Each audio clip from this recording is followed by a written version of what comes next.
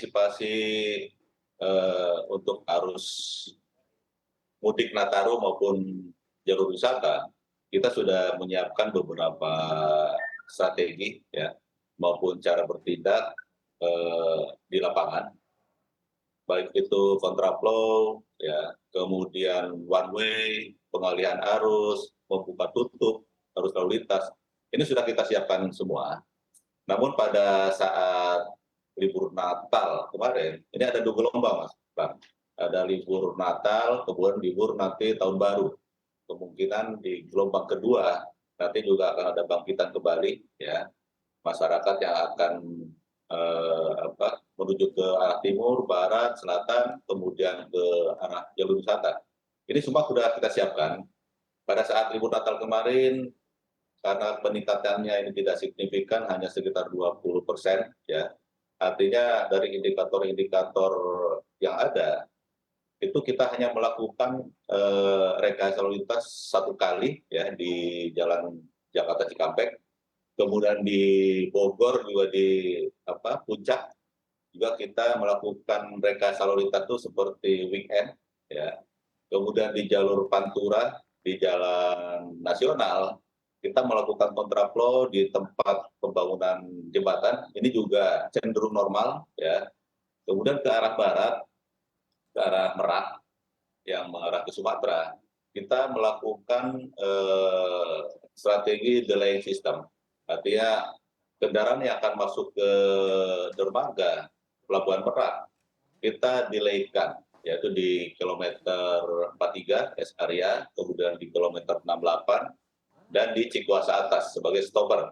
Stopper ketika kendaraan diantrikan di Cikuasa Atas tersebut untuk menuju ke dermaga Pelabuhan Merak.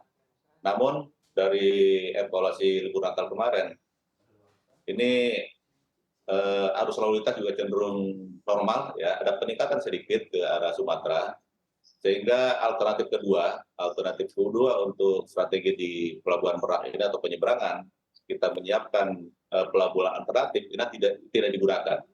Artinya secara keseluruhan pada saat libur Natal kemarin, arus lalu lintas memang ada peningkatan, namun kita belum maksimal melakukan rekayasa lalu lintas karena indikator kepadatannya masih di atas normal sedikit.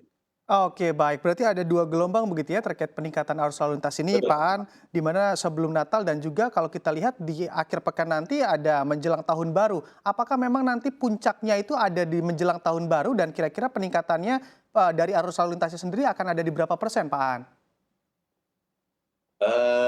Kalau kita melihat kemarin libur Natal ini sekitar 25% ya peningkatannya, arah barat, timur, selatan ya. Untuk malam atau libur Tahun Baru, kemungkinan ada peningkatan dari normal ya, dari normal kalau perkiraan dari teman-teman Jasa Marga ini 18% ya, 18%, tapi kemungkinan juga bisa lebih ya. Namun kita sudah siapkan beberapa, strategi untuk mengantisipasi ledakan pada arus lalu lintas gelombang kedua ini. Yang perlu kita antisipasi mungkin nanti arus balik ya. Arus balik ini tanggal 1, kemungkinan masyarakat akan serentak ya, akan serentak kembali menuju Jakarta, baik dari Sumatera, mungkin dari timur, dari Bandung. Karena hari Senin tanggal 2 ini sudah masuk ya, sudah masuk baik swasta maupun PNS sudah masuk kantor kembali. Kemungkinan di tanggal 1 itulah akan terjadi gelombang yang besar, gelombang arus balik ke Jakarta. Namun ini sudah kita siapkan, Mas Bram, antisipasinya, kemudian rekayasa lalu lintas yang akan kita gunakan, itu sudah kita siapkan. Jadi sangat situasional, tergantung dari traffic counting kita, ya, traffic counting dari Jasa Marga, dari Kementerian Perhubungan, ketika angkanya sudah pada titik yang harus kita melakukan penambahan kapasitas jalan, kita akan melakukan kontraflow bahkan sampai ke one way nantinya.